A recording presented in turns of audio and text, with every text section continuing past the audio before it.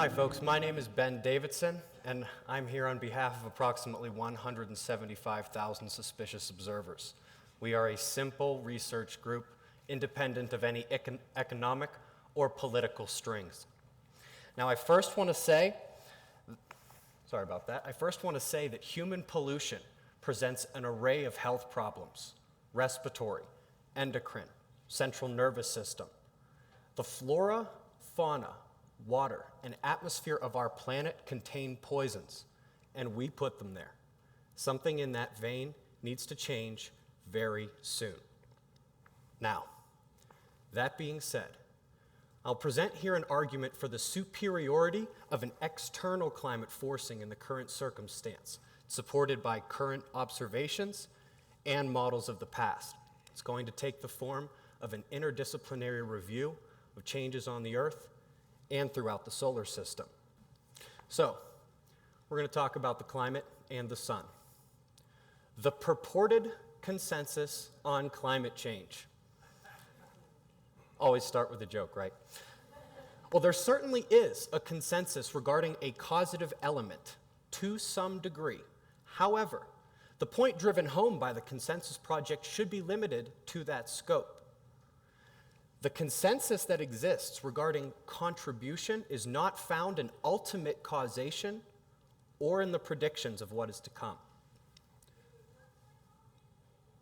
The U.S. Senate Minority Report. More than 700 international scientists dissent over man-made global warming claims. Now, the use of this document in climate discussions has come under criticism. Why? Because a good portion of those 700 scientists were not previously dedicated to climate research. That's a point I could make for a lot of the IPCC scientists before the IPCC existed. Anyway, I obviously can't show you everybody on the list. However, I would like to point out 3 names, and they are fairly indicative of the caliber of individual we're talking about. Professor from MIT, and his field of study, meteorology. A UN IPCC reviewer who could no longer go along with the public story that the IPCC was telling, and a former senior manager at NOAA. The full list contains many individuals with equal or arguably more impressive credentials. That was 2009. Today, if we keep it to just PhDs, this more than 1,000% increase, and mind you, this is just in the United States. Over on the left side of the screen, décolleté Sonne. Does anybody know what this means? It means the cold sun. Very good. The author, Fritz Verenholt, he was considered a green movement pioneer turned heretic, or hero, depending on who funds your research. The disagreement began over observational evidence versus computer modeling, that math that Wall talked about a bit ago. Localized, short-term human effects versus regional and secular variation. And all that argument kind of wound up with speculation abated as 20 years of global warming predictions proved vastly overestimated. Now, recently in a separate work, scientists from NASA, Johns Hopkins, and the Hebrew University of Jerusalem published evidence that the Earth may be able to mitigate human emissions in terms of temperature through natural processes, that the Earth has a way of maintaining its own balance to a degree.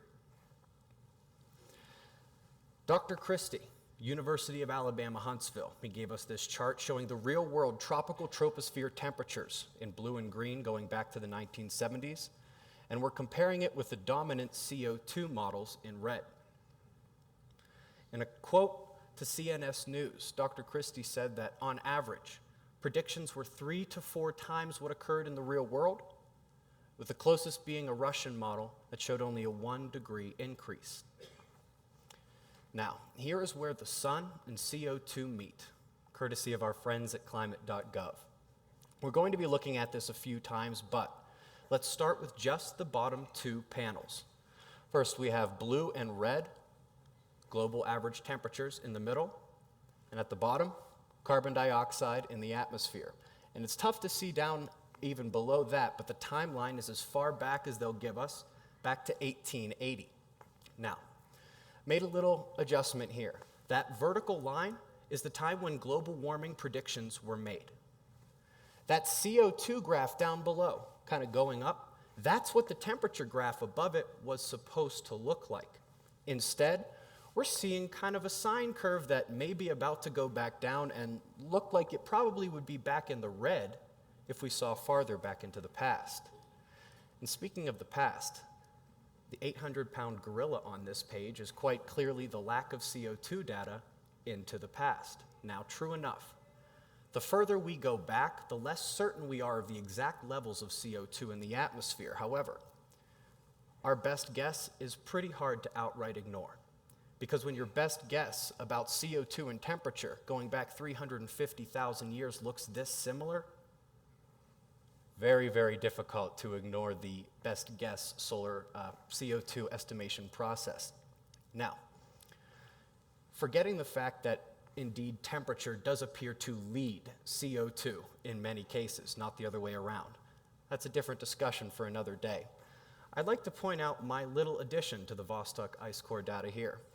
Very scientific, it's up there at the top, that tiny little arrow extending the pollution effect. That number from 2007 is actually now well out of date. We're up over 400 parts per million in the atmosphere, and the temperature has not changed much. Well, what caused CO2 to do that? We did. Human emissions, the Industrial Revolution, broke that near perfect hundreds of thousands of years of correlation between CO2 and temperature. Now, if you look right at the very edge, it does appear that not too long ago, temperatures may have been even warmer than they are now. So let's take a look at just the last 16,000 years. This appeared in a work by Robert Carter, combining the work of Davidson Bowling 2001 and data products using the NSIDC user services. Now, we clearly see warming over the first 1,000 years, but somewhat of a plateau over the last 10,000 years. The yellow portion up top, zoomed in down below. We are seeing a 2,000-year cooling of global temperatures. Now, it may be difficult to see, but there's a little red line right above the E. And you guys see the little red line? That's global warming over the last century in its proper context. So, keeping in mind the near perfect correlation that we have through the past between CO2 and temperature, and also keeping in mind that the Industrial Revolution appears to have broken that correlation. And now, with that in the back of your mind, let's look at something that has somehow been criticized, debunked, and trashed as a potential climate factor. Somehow, computer models have turned a blind eye to the sun and to common sense. We're going to see how in a moment, but we're going to start simply with sunspot numbers, one of the most common measures given for solar activity. For some perspective, we have red lines across where the sunspot number is 200, and we have a vertical line in blue when the Earth stopped warming so much. Now, global warming as we know it occurred shortly after that first time up top that sunspot numbers hit the 200 mark on that cycle. Or on the chart, excuse me. That's a mark that was hit the very next cycle down below on the left, and it was hit at least once more before the blue line, and is indeed now tapering downward as the planet doesn't warm as much. If we look on a longer time scale for those sunspots, I'll wait a few seconds to my pointer to get up there. Again, that's global warming up here. As we come down, this is a drop in sunspot numbers as we have this pause in global warming. But back on the left, the Maunder minimum, the last grand solar minimum. That capped off the last mini ice age. But it is important to note that the last mini ice age did last a lot longer than that, began earlier, and due to multiple volcanic eruptions, the solar weakening was but one factor contributing to that extreme cold. So far, we've seen that the CO2 temperature match is nearly perfect over 350,000 years, but it begins to break down when humans begin polluting. Despite the consensus against the concept, the sunspots appear to have a better match from a simple, visual point of view. Once again, starting at the left End of mini ice age. Up at the top, global warming. And as we're coming back down, we have our pause in global warming. Well, what else has been happening since the Earth started warming? One thing is that our magnetosphere, Earth's protective interface with space energy, our planetary shield, has been fading. As shown here in 2 slides, it's an animation from the WDC for geomagnetism in Kyoto, Japan, showing how much our field has weakened. In fact, we know the number is 15% since the 1800s, the mid-1800s. During that time of global warming, when the sunspot numbers were high as they'd been for 400 years, the magnetosphere had been weakening. And while it had been weakening, our magnetic poles had been shifting as well. Magnetic north racing faster and faster over the last 150 years or so across the Arctic Ocean. South pole is moving as well. So that's high solar activity and less protection from it during global warming. Well, let's come back here. Climate.gov, they say you can't use sunspots. You have to use solar irradiance. And they go by the 0.1% variation in solar irradiance over the 11-year solar cycle. Let's see how steady that 0.1% irradiance variation truly is. This shows that exact same data. This is the historical total solar irradiance reconstruction, and this is from the Laboratory for Atmospheric and Space Physics in Colorado. That 0.1% irradiance variation does not seem so insignificant here.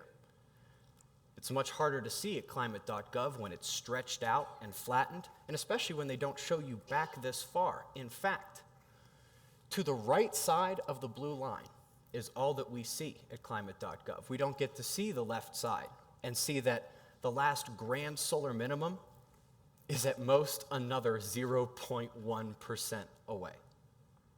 Context, it continues to be important. Now, one of the questions is, with sunspots dropping now, is irradiance dropping as well? And it was harder to see on that last chart, but luckily, LASP gives us this short-term chart as well, showing the multi-decade drop in magnesium-2 quarter wing index. This is the irradiance, and it is dropping as well, in addition to the sunspots. We'll read a quote here. A relatively localized, small amplitude solar influence on the upper atmosphere could have an important effect via the nonlinear evolution on atmospheric dynamics on the critical atmospheric processes. The layman's translation, tiny variations on the sun, big changes here on Earth. Of course, you just saw on the previous slides how tiny variations we're talking about. Well, since this planet stopped warming so much, the sunspot numbers have been decreasing significantly during this pause in global warming. These are all points: the lower heliospheric pressure, smaller solar flares, less geoeffective coronal mass ejections. These were all points at the American Geophysical Union's 2013 fall meeting on the weak sun. But I'd like to talk to you about who agrees with this. Craig DeForest of the American Astronomical Society says the current weakness in sunspots is leading to speculation that the solar cycle could be shutting down for a little bit. Mike Lockwood, professor of space environment physics, says the sun is now weakening faster than at any other time in the last 9,000 years. Penn and Livingston of the National Solar Observatory state that a disappearance of the sunspot cycle for multiple cycles could be on our doorstep. That trend is expressly recognized by David Hathaway of NASA's Marshall Space Flight Center during what he believes we can already call the weakest solar activity in hundreds of years. It's not just sunspots, though, and it's not just solar irradiance. This is tough to see, isn't it? And take a look at how 2010 somehow got chopped over all the way on the side next to 1970s, like it's supposed to be there. No, you're supposed to go all the way over to the other side. But anyway, what this was supposed to show is 4 decades of weakening polar magnetic fields on the sun. Now, since that's difficult to describe, I will go back here and describe that when you're looking at that. The heliospheric pressure is lower. This is due to the solar wind being lower. If you watch our channel, you see this often. The solar wind being lower is partially related to the activity of the sunspots. This is also what we track at our channel every single day. The flaring just can't match what we saw at the last cycle maximum. Turns out solar physicists at Lockheed Martin agree. And for those who don't know, those pretty solar images that we saw earlier and the ones that we see in the news every day are processed by the solar physicists at Lockheed Martin, not NASA. They say that it's not just that there are fewer sunspots, but they are less active sunspots. Sunspots going down, solar irradiance going down, flaring going down, and if you could see it, you would know that the polar magnetic fields of the sun are weakening as well. This is partially what's leading to that speculation that we could be coming upon another grand solar minimum. So when you look at all the different ways that the sun changes, you have to take a look at this notion of a solar constant and realize that it's not only relatively inaccurate, but it fails to capture and characterize the solar input only over any relevant time period whatsoever. Now, we also don't have any kind of chart that can account for the lack of major solar flares, the lack of major geomagnetic storms, the lack of major solar energetic particle events. So how do we judge these things? Well, you have to move past that deceptively influential ultraviolet variation, 0.1%, and you have to go to the extreme ultraviolet variation. In just one moment, for those who are unfamiliar with Dr. Tony Phillips, he is a driving force behind interest and awareness of space weather, including its skyrocketing popularity worldwide. Anyway, this extreme ultraviolet radiation variation, try saying that one 5 times fast. It varies most with strong solar activity. So, the lack of strong solar activity now, as the Earth has paused its warming, leaves us missing the high end of our normal energy spectrum. So the highest solar activity in centuries has subsided with signals of going lower, but will we go as low as some predict? Will we enter that grand minimum? It's a paramount question. And when we get to questions like this, I tend to lean on those who have been right so far, those who have seen this coming. These stars that you see here, they represent the range of predictions regarding the maximum strength of the current solar cycle, with the bottom star being that of Arnab Rai Chowdhury. In late 2013, he and fellow scientists published evidence of a grand minimum solar cycle over the past 1,000 sunspot cycles, or approximately 11,000 years. When they ran their model, the dynamo produced between 24 and 30 grand minima over the time frame, between 366 and 450 years apart, according to their best guess models. Now, their best guess based on observational evidence put them right in the middle, 27 grand minima over the 11,000 years, or about 407 years apart, 4 centuries. Coming back for some more context, remember that's important, it's 2014, so 4 centuries ago it was 1614, and if you can find that on the chart, you can see that we may be due for another one, give or take a few decades. Another quote, "It all points to perhaps another little ice age. It seems likely we're going to enter a period of very low solar activity and could mean we're in for very cold winters." That's pretty bold, especially given this alleged consensus on climate change. Where is Dr. Elliott getting his information? Well, in 2013, there was a conference/teleconference in Colorado headed by NASA scientists. If you didn't hear about it, it's because not a single United States news outlet picked up the story. In fact, there was only one article from the Irish Times. It took Ian Elliott and a couple of the other solar scientists who were privy to that information. They put together the article titled "Sun's Bizarre Activity May Trigger a New Ice Age." In that same vein, we've heard that the flaring is going down as the sunspots are going down, and the solar wind is going down, the heliospheric pressure is going down, the polar magnetic fields on the sun are weakening, and as all of these things occur, the heliosphere weakens. The heliosphere is the sun and solar system's version of Earth's magnetosphere, created by the sun, extending out past the planets, and protecting us from galactic cosmic rays. And if we do enter that grand solar minimum here soon, the Earth and all the planets are facing decades of increased levels of cosmic rays. Now, while this is far from settled science, I might suggest an internet search for cosmic rays, global cooling. Now we're going to have to shift gears a little bit, because if this is driven by the sun, and it is truly a solar system shift, we had better see evidence of this everywhere. And we'll start with Venus, where the fastest winds have just gotten 33% faster. Can you imagine F4 and F5 tornadoes are the norm? Category 4 and Category 5 hurricanes and typhoons are the norm. Microbursts and derechos, like the one from July 2012 that hit my part of the world in Columbus, Ohio. 10, 15 of them a year? I can't picture it either. Point goes to Venus. Oh, and as Wall told us before, she is spinning slightly slower now. Now, this next one is not new news. It just didn't make big headlines 7 years ago.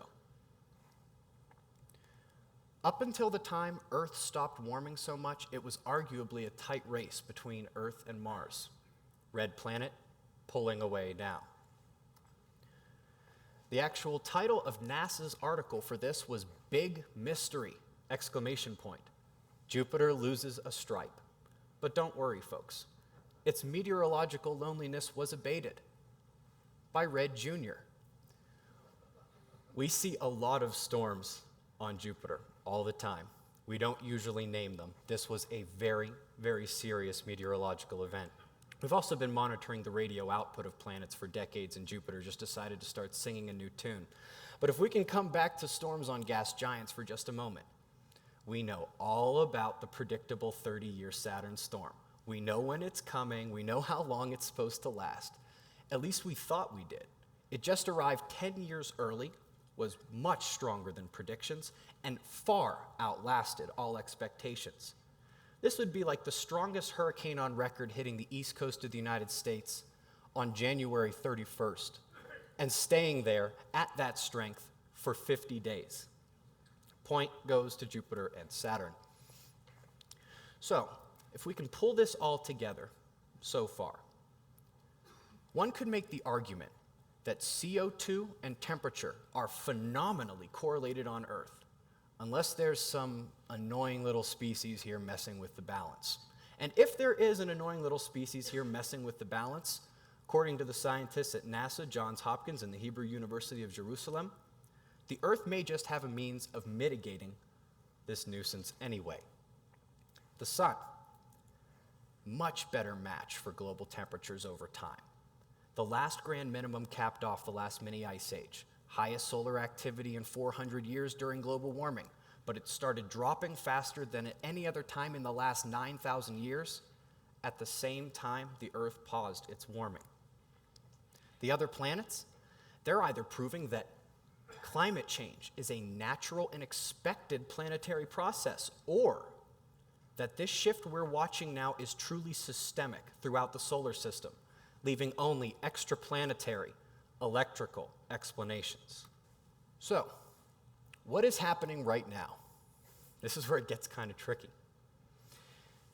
The Arctic ice is melting, but at the South Pole they set new high surface ice records almost monthly.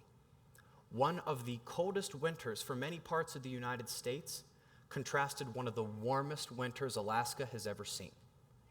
Parts of South America are genuinely curious as to where their summer went.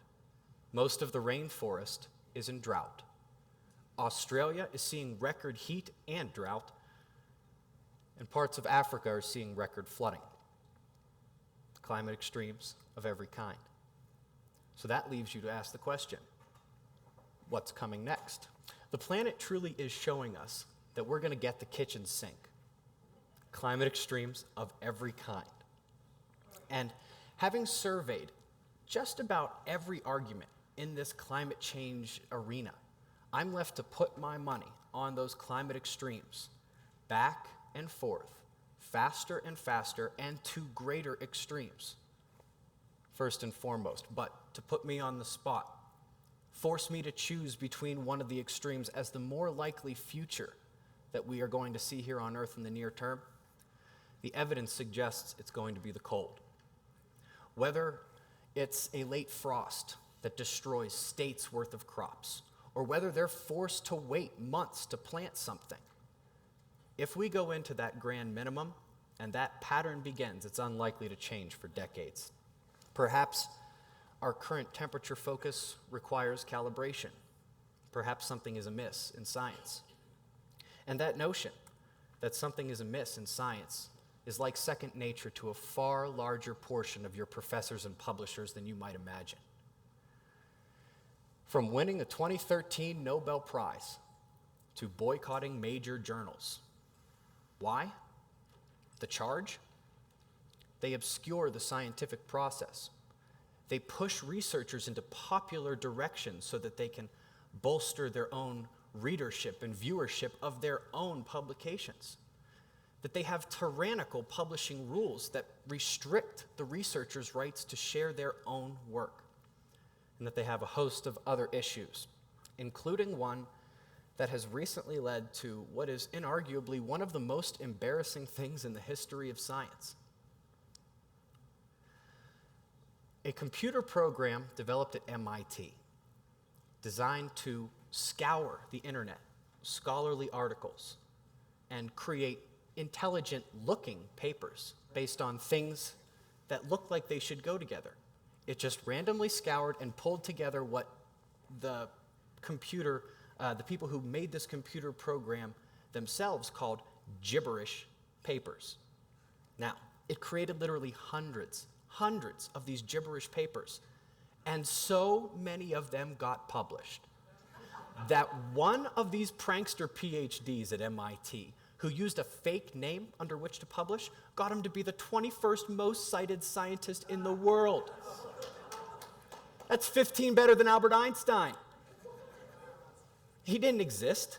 He had no real research. And in fact, that computer program was so far from being ultimately sophisticated that when those prankster PhDs at MIT took a look at what their computers had given them, they said, "This is too unbelievable. This is never going to work. We have to rewrite almost every single abstract." And that they did, but that's all they did, and that's all they needed to get published. There was no real review, nothing. If you'd like to look for this, internet search for journal retracts gibberish papers. You'll find it's not just one journal affected by this. What's the point? Yeah, maybe something is amiss in science.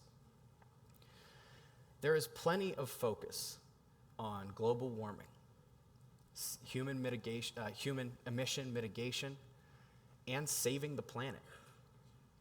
I wouldn't argue for doing away with those, especially the focus on how humans are poisoning the earth. However, for those who can see the gaps in climate understanding, for those who recognize the misguided current temperature focus, you know the road to revelation may just require gloves and a hat.